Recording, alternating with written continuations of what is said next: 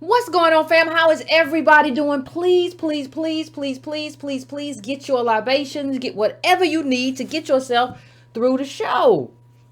And also, while we're here, please hit that like button for me. Also, we are going to have to make up Wednesday show. I will not be here Wednesday. I'll be traveling. So we're going to make up Wednesday show on Friday. So no Wednesday show, Friday show. So just keep that in mind, family. Please hit that bell. Just smash that bell for me. I would appreciate it. Just hit that bell so that, you get notifications. If you are not getting notifications, please hit that bell. If you have not subscribed, please subscribe, fam. That means a lot. If you have not subscribed, you're just checking out the channel. And today, we got a lot to talk about. As always, you can go to donatebrown.com, patreon.com/ycornell. And you can subscribe to the newsletter, which will be in the description, all that good stuff. More shirts coming soon. So all of that good stuff. So please, fam, keep all of that in mind. We got to talk about the black blue checks. Not just the blue checks, but we got to talk about the black blue checks today in terms of, you know what it is. We got to finish up because the black blue checks have been accusing us. We have come under attack for criticism that we have made of the movie. Now, I don't understand this because the movie was such a bad movie in addition to our criticisms. So let's just back up for a second. And we don't have to deal with all the criticisms and rehash all the criticisms that we had in one show. We don't have to do that. That's not necessary. What we can do is talk about the main criticism that we had and the righteous criticism that followed after we found out what was in the movie. So the main criticism is you have Focus Features, you have them putting out this movie, right? You have them putting out this movie when they are undermining by their lawsuit with Byron Allen. They're undermining the Civil Rights Act of 1866. They're undermining what Harriet fought for, and they're putting out this movie. And that's one of the reasons we said that you should not go see it, and we should not go see it. That's one of the foundational reasons why we said when we laid the groundwork, there were a lot of reasons, but one of the main reasons was, look, why would we go and see a movie when the company that's putting it out is trying to undermine what Harriet fought for? Don't make no sense. Make no sense at all. It doesn't make any sense at all.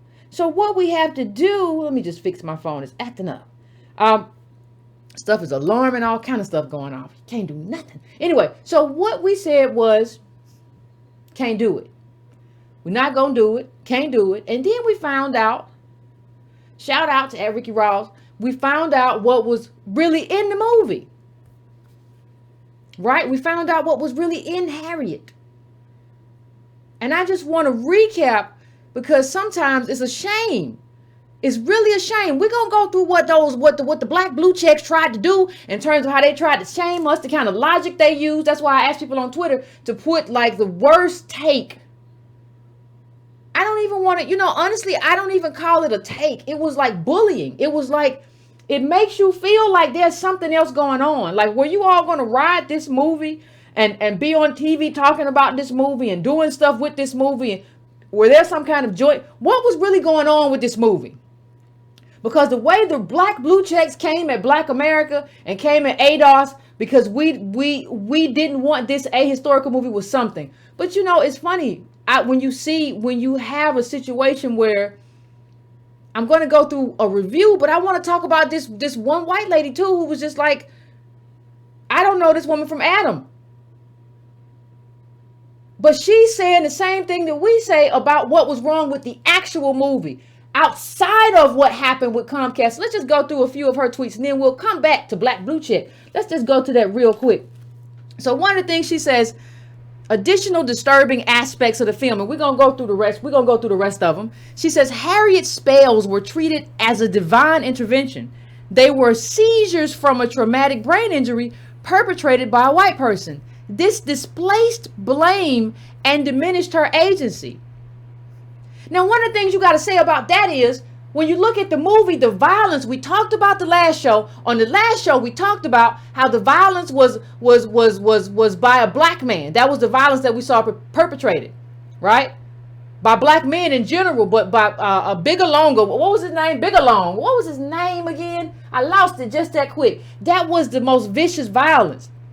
Now, see, we could have had some biographical violence of Harriet's white slave master causing that injury to her. That's actually a part of her life. Instead of that, you created black on black violence and you erased white on black violence. Let me say that one more time. The writers and creators of this film created black male on black female violence. They created that out of whole cloth. This character, Bigalong, or whatever his name was, who said he was chasing white women, that's why he needed the money. This Bigalong fella, he was created. He didn't exist. Black slave catchers didn't exist, right? And the woman who said they did, this historian, she said something, well, they was out there and they did something and then she ran off. And she started blocking everybody who didn't agree with her, right? So these people didn't exist, because you gotta just think about it honestly. And we've said this, I said this before, but to have a black man out by himself with a gun and have that kind of power. Now somebody could just snatch you up and be like, you might have been a slave, or will catch what you was yesterday, but today you a slave, and what you gonna do about it? There wasn't that kind of agency. But this movie creates this idea that there was this kind of agency. So you create this violence where you have this black man being violent towards a black woman, and you erase the violence that caused Harriet's disability. And it was a disability. It was not a superhero power. It was not a superhero power where you go into a room and I hear what the white people saying. I can take it. I feel it in my bones. Oh, no, it was a disability, and it was caused by white viciousness. It was caused by a slave owner. That's what you should have included in the movie.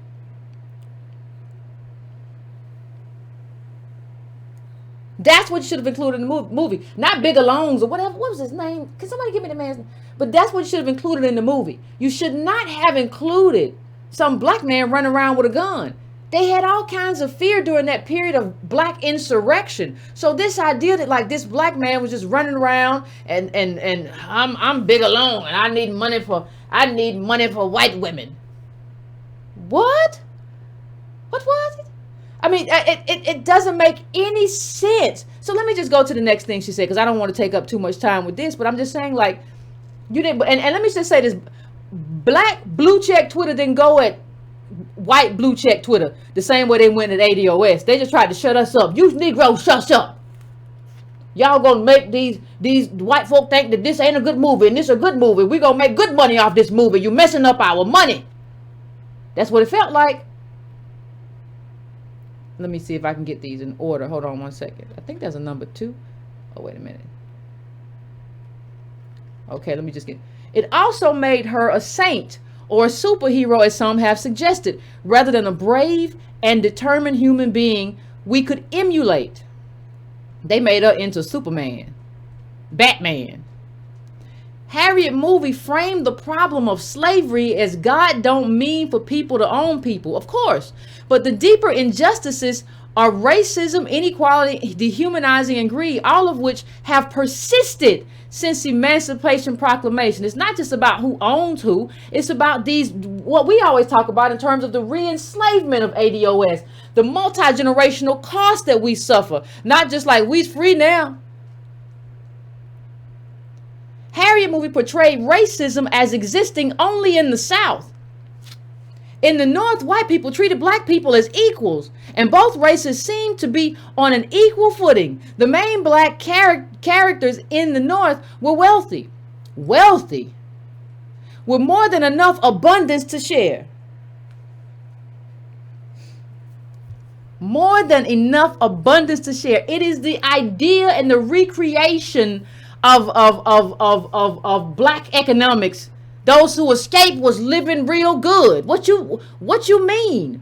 What you trying to say they wasn't? Don't say they wasn't when they was. We can recreate that. That's how you get all that nostalgia for Jim Crow and nostalgia for back in the time. Well, the ones who escaped, they was living real good. And they had enough abundance shit. They had nice bonnets and nice dresses and you know, they had the little things they wore, little skirts and they curtsied and stuff. And what you mean? It was black people who was doing well, even doing slavery, and some were enslaved. And escaping slavery was fairly easy. You just hopped over the line. We didn't talk about what Harriet went through when she was running away in the woods and all kind of wild animals and wild clay eating people and people slave catchers. We didn't talk about nothing she might have went through. She was just like, ooh, what was she at, Pittsburgh or whatever? Ooh, I was free. Like Mary Poppins. Anyway, let me just get to this next point.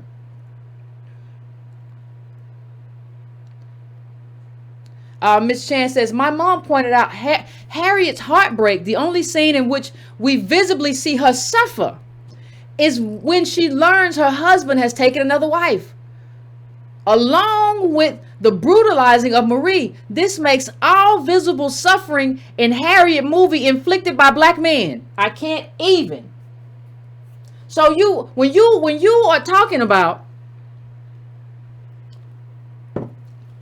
the suffering of a woman who was enslaved, she was enslaved and she went through all of what she went through, escaped.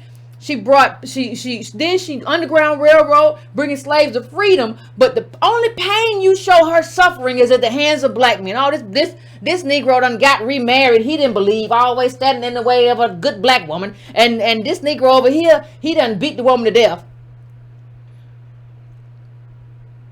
You recreated you wrote an atrocity. You recreated the era of slavery, and you gave, this era was based on white power and white supremacy. And you gave us power and wealth and everything and superpowers and a whole lot of stuff that never existed. You did that. And then when we started getting mad about it, Blue Check got upset. Blue Check was angry. Oh, look at you messing up butter biscuits. We had some butter biscuits planned.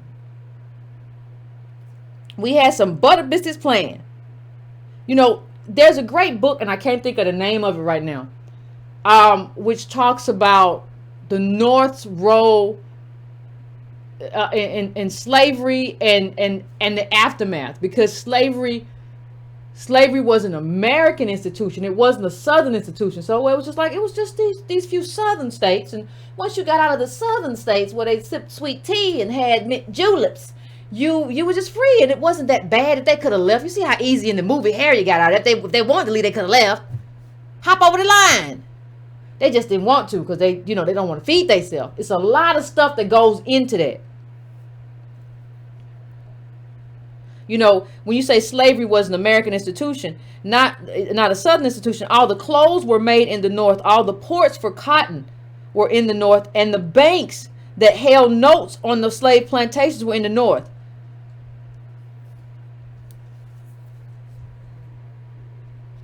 So what is this movie talking about? Okay, let's keep going. When Harriet's courage is needed most, she arrives just in time to see her friend and to save her friend and stop the two villains. And she has a gun. But superhero Harriet hides, watching her friend and benefactor be beaten and kicked to death by the black villain because of her. Let me tell you, there is something in this movie. I have read about Harriet Tubman. I have seen pictures of her all my life. So old man Ebro, as he calls himself, the dude who does this Hot 97 stuff. I didn't include a clip from him because he's just so inconsequential, but I mentioned it. He said, "Well, we don't know anything about Harriet. We didn't learn Harriet either. You didn't grow up where we grew up. Everybody, we all knew about Harriet. Now we didn't know all Black history because Black history, ADOS history in this country especially, is very rich. Nobody taught us all of it. But you grew up learning about the Underground Railroad. And every picture I've ever seen of Harriet, she's looking like, it's like she didn't even get out of the mold. She's looking very determined. And she's looking like a woman who's ready to be courageous and is courageous, but she's ready to at any moment. Every picture, she has that stare. Every picture. I don't know why. Every scene I saw of this movie, right? I didn't go to the theaters and see nothing. But, I saw the little bootleg. But every scene I saw of this movie, Cynthia Erivo as Harriet was just looking buck-eyed and scared, like, oh Lord, here they come. Oh, I got my gun, but I don't know what to do with it. Should I shoot? I don't guess I will. I guess I'll let my friend just get kicked to death. This person who didn't exist in real life. This fictional character. You made up this, and you made Harriet Tubman into a coward. And we have no evidence in her life that she was a coward. Ever. And she was running around, even when the white man saved her. She was up against the tree. Oh, Lord. No, that's not the woman that I've read about. That's not the woman in the pictures. I don't know who Cynthia Erivo is playing, and I don't know what movie they're supporting. But this ain't nothing that I know. So let's just go a little bit further. But when the movie puts her in situations, like you said, could kill the killers. When the movie puts her in situations in which she could kill killers to save friends and she doesn't, it makes her weak. Her only effective gun use was threatening a fearful black slave who wanted to turn back. So again, the only time you really pulled out the gun and wanted to do some stuff was when a black person wanted to turn back. And we know you had the gun for that. But this movie showed that you will only use the gun for your people. You would own your people. You would never use the gun to kill a slaver. You would never use the gun to kill Bigelow, or whatever his name was. You wouldn't do none of that. You wouldn't do none of that. But you would turn on another black person. And I'm not saying she didn't have to at times. We all know the thing about carrying the bullets, 2 bullets or whatever. But this idea that you never inflict violence, then you don't write these characters. What did you create these people for?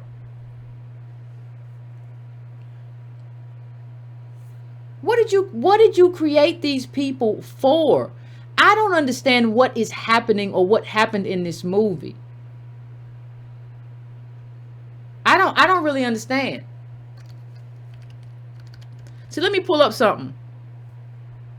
Let me pull up something real quick. Let me just look for it.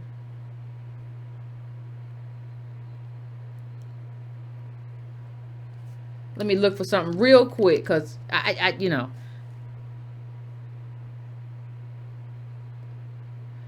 don't think we understand how she looked. I don't think we understand how Cynthia Erivo looked in this movie. And how that was so not. I mean, that's not anything. That's not any of the. And I might pull them up side by side. Just stay with me for 1 second. So this was the scared face all through the movie of Harriet. Now think about that, and I'm gonna try to. Let me see if I can bring this up right now.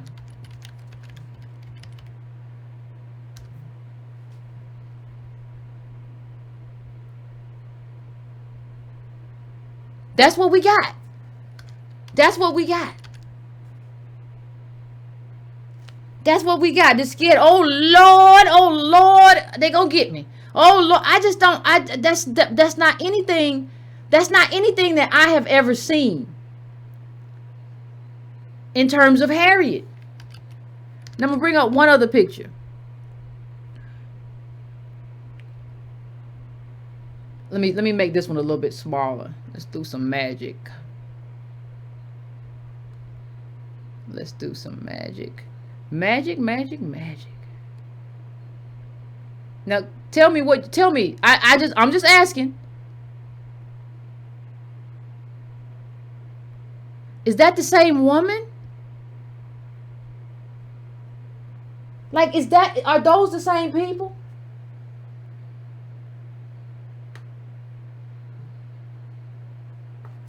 Oh, like I mean, just the I don't know what I don't even know what kind of acting, like I don't even know what kind of acting Erivo was doing. This is not, and that's why people don't understand when we say this is not my Harriet. It's not my Harriet. This is not who we grew up revering. This is not the person. Like, this is not us. This is not our icon. And she's not a superhero. She don't got no thing with kryptonite. This is a person with agency who decided to stand up for her people and rescue her people who were enslaved. That's who she decided to be. Not because she was Spider-Man. Like, that cheapens everything. So let me just go to the next one real quick. She says, I'm nauseated. Yes, Bigalong. I'm nauseated by the Bigalong Mandingo trope. I hadn't even noticed until, we'll bring that up in a moment. Laquette writes, pointed it out. It's so obvious. Not just the name. He horrifies the white men with his plan to use the prize money on white whores.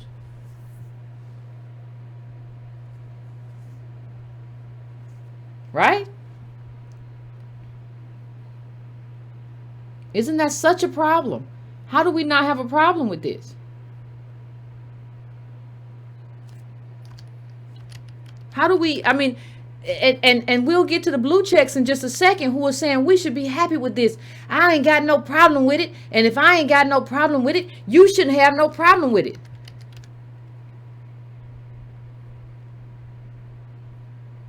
How do I not? How do I not have a problem with this? How? This little scared woman right here is not my Harriet.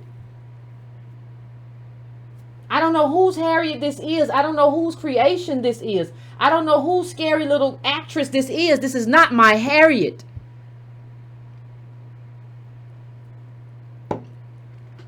Oh Lord, it's a fire. That's what Cynthia Erivo's face looks like all through the movie.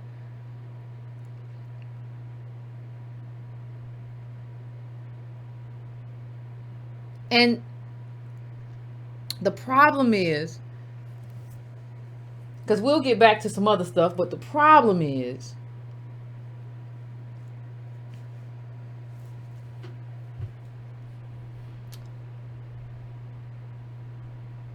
when we know everything that happened, and I'll get to Laquette too, because she has some very good things. We're not going to go through it for very long. When you know Comcast, they're trying to erase the Civil Rights Act of 1866. They're trying to take away what Harriet fought for. When you understand all the problems with this movie,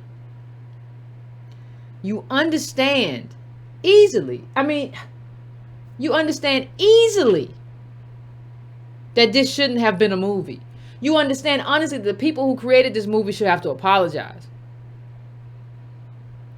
for what they did to Harriet's biography. This was not a film that you can write. This was not a script that you write. This was not fiction. This was supposed to be based on a woman. And I understand that sometimes small things change in their historical inaccuracies, but this, to recreate this black on black violence and to create a white savior, I don't know what you do with that. Here come the black blue checks.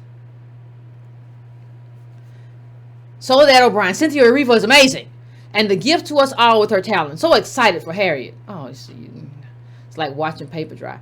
Then they came with the old trope. I'm really sad at how everyone just followed along with false narratives about bot accounts regarding this Harriet movie. I don't even know who this man is, but he has a blue check, and he said that we were bots. He just dug this lie up and just threw it out there again. Just throw out whatever y'all got. Ebro's idiot self threw that out too. I said what I said. Yeah, you have to say. See, you have to understand one thing. These people are saying that because they don't have anything. Always bring the topic back to what it's about. We're talking about the movie. Don't try to make this about me. Don't try to make this about this whole bot narrative that's been over with a long time ago. Don't try to accuse us of being black Nazis. I ain't never seen such a thing. But you have to bring this back to the movie and our criticisms. The reason they're trying to change the goalposts is that this movie's indefensible.